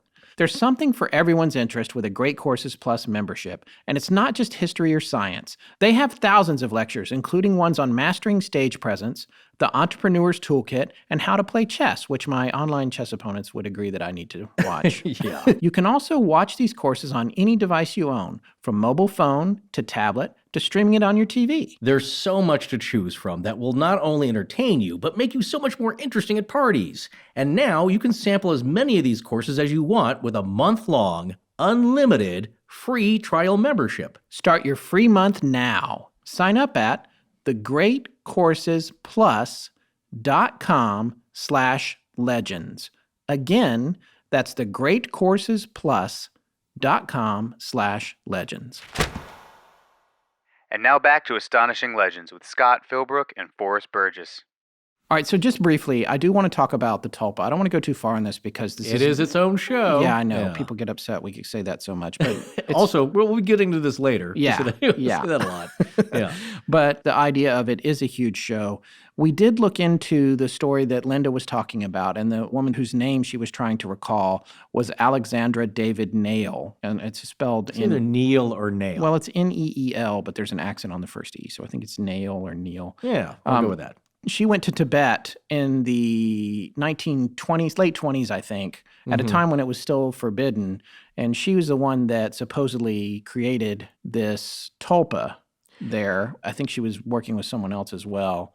And the tulpa they generated was in the form of, they specifically chose the form, this reminds me of the Wonder Twins. I'm not sure anybody's old enough. Shape of an ice bucket. Activate. Wonder Twin powers activate! Shape of octopus! Form of an ice unicycle! Come on, Jaina. It's up to us to stop those aliens.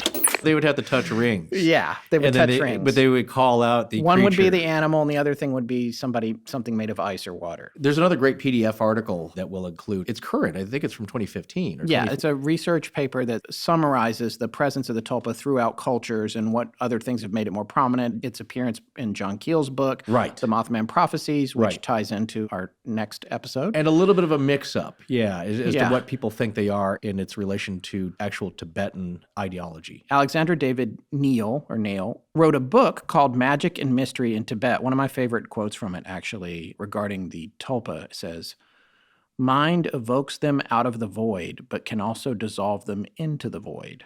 And I had a section here of the book that I had pulled out that I thought was a good summary sort of how the idea of the tulpa works. And again, we want to remind you that this is theoretically a projection of a creature or a thing that is created from the mind of a sophisticated, highly disciplined Yes, Tibetan. it is a thought creature or thought projection, which means an individual with some adeptness and higher knowledge can generate an actual being Right. through thought, or a group of people who are trying to purposefully or accidentally. But it's actually more connected to theosophy and the cohorts of Madame Blavatsky Yes. just after the turn of the century than it really does with Tibetan Buddhism. Yes, and theosophy was an occult sort of view of knowledge and religion that pre-existed Christianity that was thought to be lost. That's what its aim is. It's a philosophy of the study of like the nature of the divine and the workings of the universe, taking a step back. And so that's kind of outside the frameworks of Christianity, right? Yeah, well, most religions, yeah. It's basically trying to study ancient texts and regain ancient lost knowledge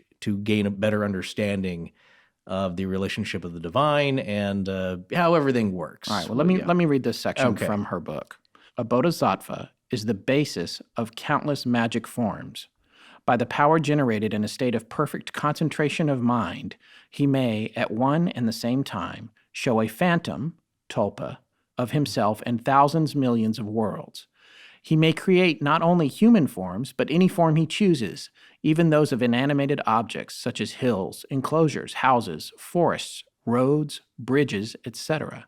He may produce atmospheric phenomena as well as the thirst-quenching beverage of immortality. The latter expression I have been advised to take in both a literal and symbolic sense. In fact, reads the conclusion, there is no limit to his power of phantom creation.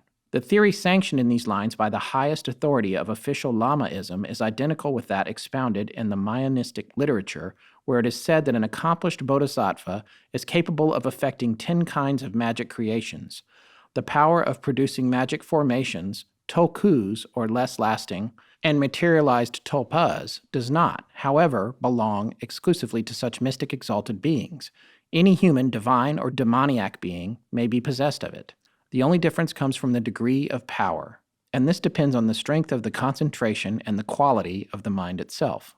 The tokus of mystic entities coexist with their spiritual parent. For instance, while the Dalai Lama, who is Chenrezig's toku, lives at Lhasa, Chenrezig himself, so Tibetans believe, dwells in Nangkai Potala, an island near the Chinese coast. This is not our current Dalai Lama, but the prior, because this was in the early 1900s. But my point is here, what they're saying is that they're believing that even the person that you're with may be a tulpa of someone else or a toku. Well, they're two different things. Yes, and the toku is more of a congenial relationship with whoever it is that's creating it, and you can control it more, and it's an extension of someone. And the tulpa can be created sort of extraneously and can also have a mind of its own and eventually become kind of like a samurai without a master, a ronin.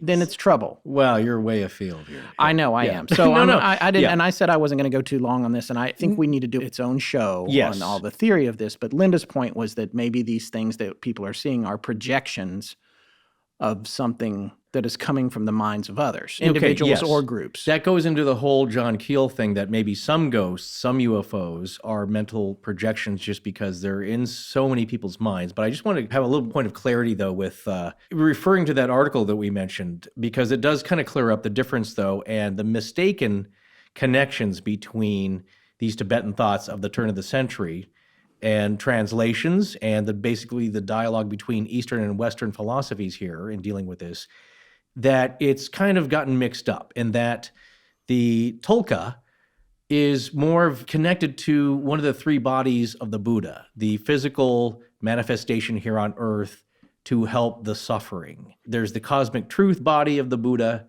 There is the pleasurable body, a state of being that you can enjoy things, the enjoyment body. Right. And then there is, the physical human manifestation, so they can teach the suffering how to live better lives.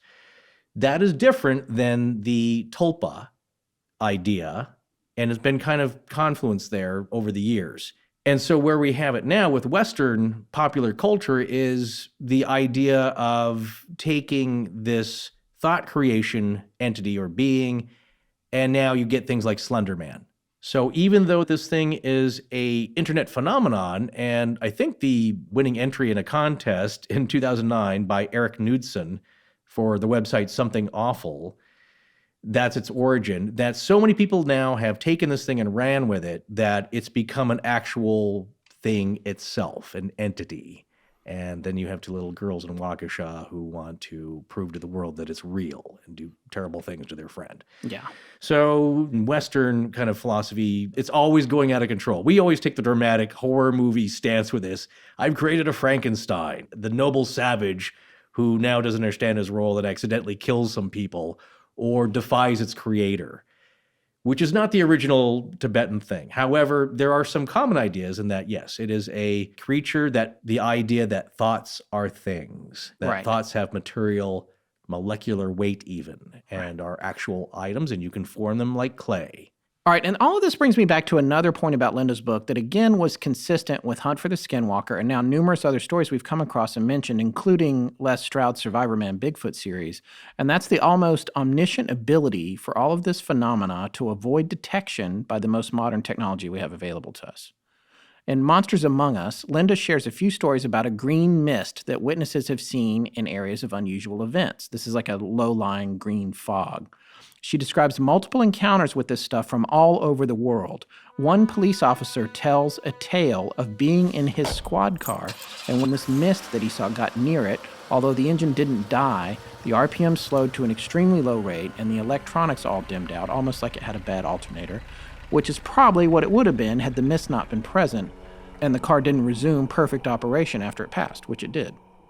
Bad alternators don't get better. So, Right. in the other case, you heard us talk about it in the interview, some strange kind of mist appeared in front of the trail cams in this field in Wisconsin where she'd been working with this farmer to figure out all kinds of strange happenings, including the disemboweled mutilated raccoon and these other animal mutilations, and also cases of tracks of bipedal canines completely vanishing in the snow, again, exactly like events at Skinwalker, although it wasn't bipedal. That one was walked on all fours, but it was bulletproof. Well, and it disappeared. the other thing I was reminded of is the horrible smell. At least Yes. the Terry Sherman blew the chunk of flesh off of it, and he said it smelled like rotting dead meat. Yeah. Anyway, this farmer that Linda was working with, he had laid the deer carcass out, which she mentioned, in front of these trail cams, trying to find out what is happening to these animals. And then the mist rolls into frame on the trail cams. It stays in the frame for quite a long time, but you don't ever see the carcass move. However, it was found a long way away. And there's never any evidence of something being in front of it. And as she mentioned in the interview, when other animals come into the frame, they're photographed. Right. Whether predator or not, they're just usually just hanging out and a picture is taken. But whatever it was that moved this deer was just this mist. So what I'm wondering is, can these fogs be some kind of representation of rifts in time, or like time storms or something? Hey, well, you know a little bit about the electronic fog that some aviators fly into, and it screws up their Well, it's another compasses. show that we have been developing for over a year, and we kind of went away from it. We need to get back to it. But what's interesting to me about this mist and the possibility of time shifting, and we talk about the cameras being destroyed on Skinwalker Ranch and the Skinwalker camera series, post number 1. in an instantaneous moment, a ton of damage being done. And then we have this fog that's concealing some kind of activity that's happening. It made me think about what happened to pilot Bruce Gernon in December of 1970 when he was flying from the Bahamas to Florida. He took off at 3 p.m. and he encountered some bad weather. He was going over, I think, to Bimini and then turning north. Mm-hmm. And he encountered some very bad weather. He's trying to get around these thunderheads and he can't get around them. It's a huge storm. And then he's looking at the clouds, the storm's in front of him, and a tunnel Yeah. opens up in the storm cloud like a portal. He's like, oh, it's a clear shot. It's a clean shot. I can see right through it. I'm going to fly into it. So he flies into it. By the way, he's got 2 passengers on board. Yeah. It's 3 people in this plane. Flies into this tunnel. And when he gets in there, there's these lines sort of spiraling around. And he says it feels like it's about 10 miles long. It's either like a lenticular cloud or the laser portal from the Final Countdown. Exactly. Yes, which happens to be my 7-year-old's favorite song of all time. The song and then which And the has video. nothing to do with the movie. With, Yeah. Oh, you're talking about the movie. I was talking about the movie. Oh, that's Yeah. right, in the movie. I was getting the visuals mixed up between Well, the it two. was But a new anyway. technology there. No, but it's the same sort of portal. Final Countdown. Yeah, again. Sorry. I don't know why. You're right. There's no portal in that video. Right, but they go back in time. It's Yeah. a U.S. aircraft carrier goes back, of course, to Forgot right about that movie. before the attack at Pearl Harbor. And there's the question: along the lines of, do you kill baby Hitler? Do you Right. destroy the Japanese before they could attack Pearl Harbor? The imagery is the same. The cloud formation, some kind of tunnel opens up, and he knows this is not regular.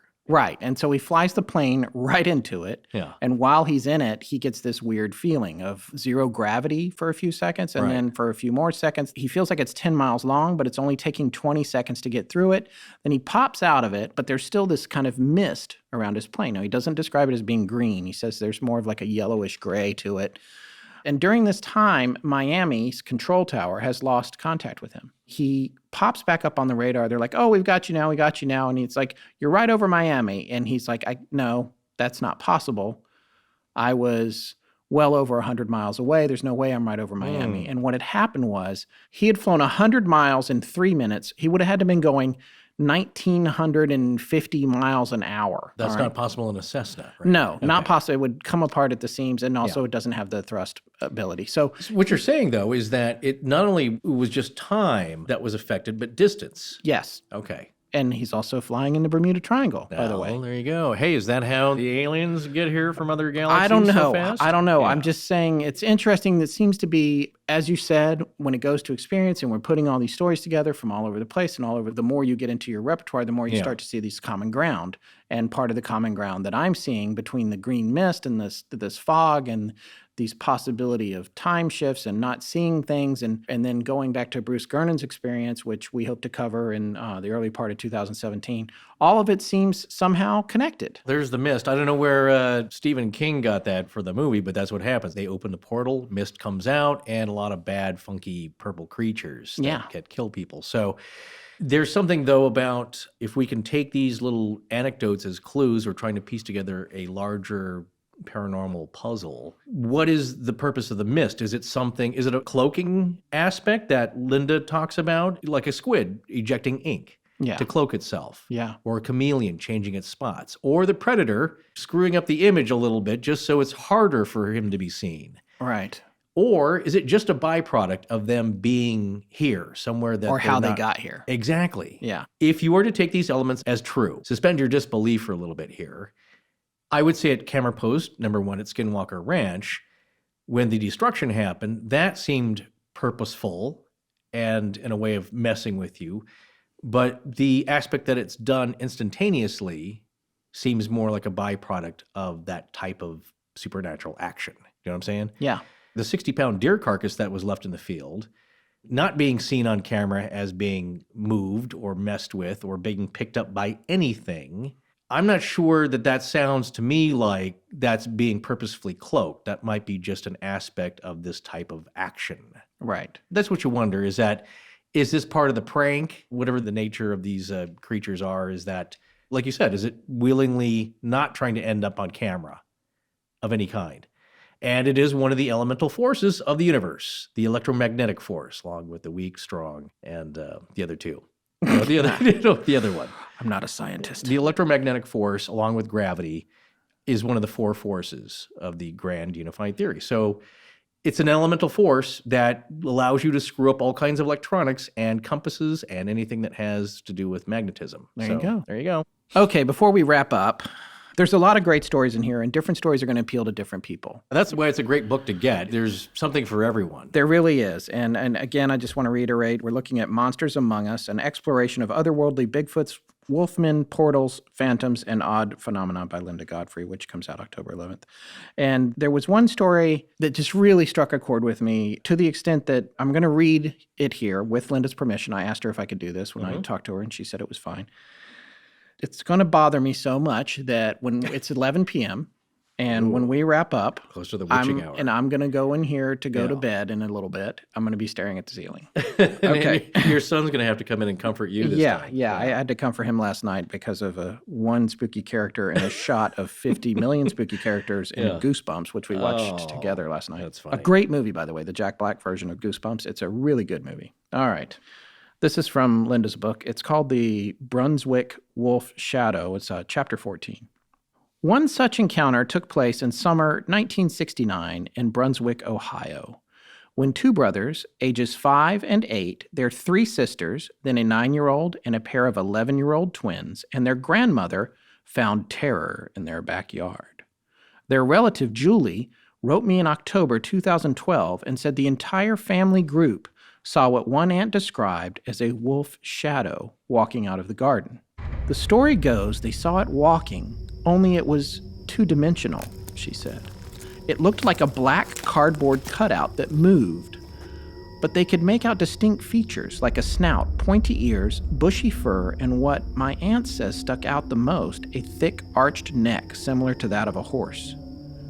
She says it turned to look at them, and when it did, it looked like what a piece of cardboard would look like. Thin. When it finished turning, it looked flat again, except they could tell it was facing them. They couldn't see eyes or a snout, but the ears were clearly seen, and they knew it was watching them. They all started screaming, and our grandma came out to see what was going on. She went back and got a broom and started after it with the kids running after her. My aunt said it came out of the cornfield and ran towards the woods. She said it looked like a piece of paper running. It ran with a sort of a hop on the balls of its feet, not like a human would run. It had legs similar to a dog. It turned back once with the same two-dimensional paper effect, ran into the woods behind a tree, and it was gone. Julie, who had heard the story secondhand from her aunt and stepfather, added that they estimated it had to have been 7 feet tall, based on its height above the corn. The only thing I can say to this story is, what? What is happening?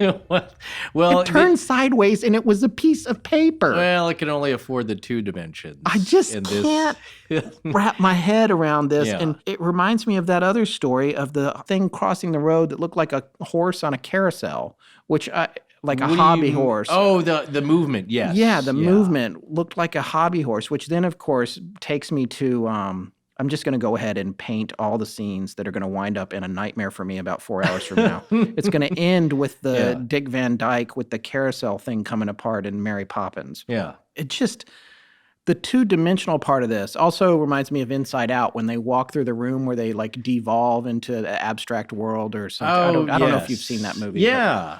I saw it. I can't see it again. I cried like a baby in that one scene. My son, my 7-year-old, was consoling me. You often has to do that, apparently. There's another story about a whole family seeing a wolfman-like creature at night outside in their backyard. And similar setup there, the whole family sees it. But what's distinctive, and this one's in East Arkansas.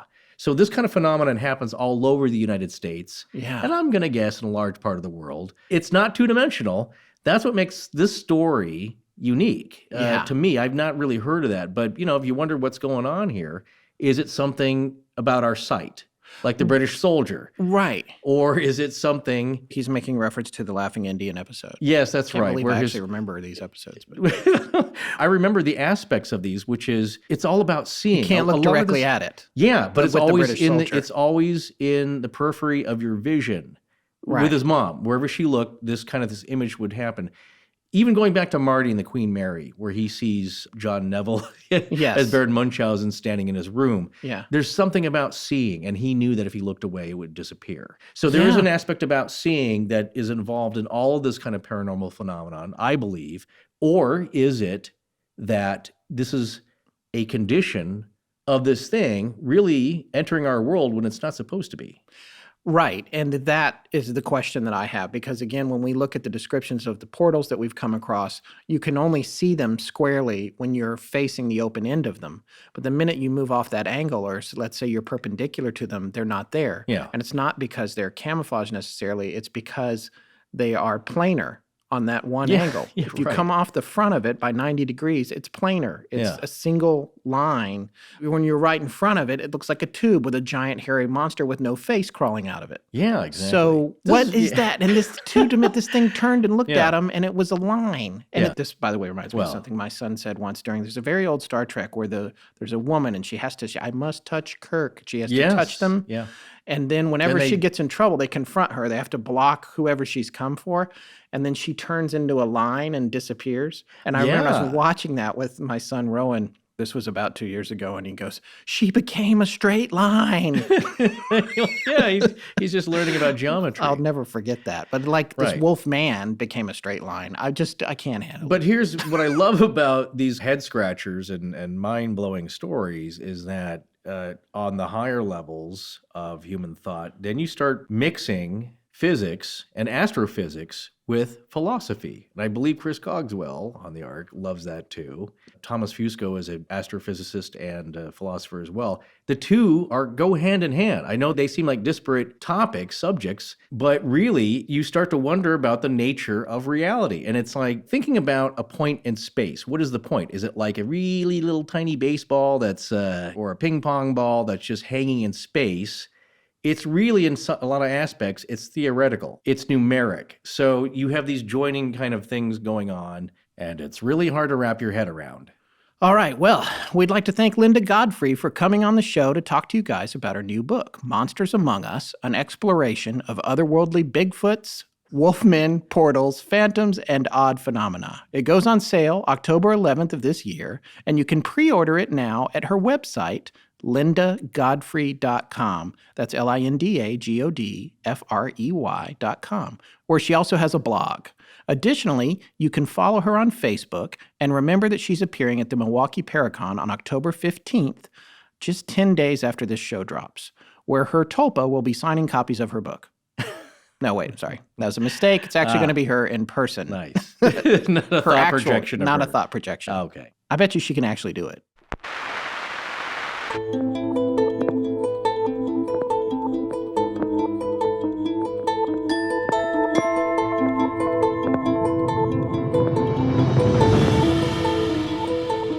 Okay, that's going to wrap it up for tonight's episode. We're headed into a dark week sooner than usual so we can prepare for our special Halloween series. That's right. We'll be back on October 19th with the first of a multi-part series on the Mothman, a giant winged beast with glowing red eyes that terrorized the small town of Point Pleasant, West Virginia in December 1967, just prior to a catastrophic event that took the lives of 46 people. We'd like to thank Squarespace, Movement Watches, ZipRecruiter, and the Great Courses Plus for sponsoring us. Please remember that supporting our sponsors through their exclusive offers for you guys goes a long way towards supporting the show, and we really appreciate it. Our show is edited by Sarah Voorhees, and the theme is by Judson Crane. Sound design is by Ryan McCullough. Special thanks to the ARC and its lead researcher, Tess Feifel. But most importantly, we want to thank our listeners. You can find us online at astonishinglegends.com, as well as Facebook, Patreon, Twitter, Tumblr, Google+, and Instagram. Copyright Scott Philbrook and Forrest Burgess. Good night.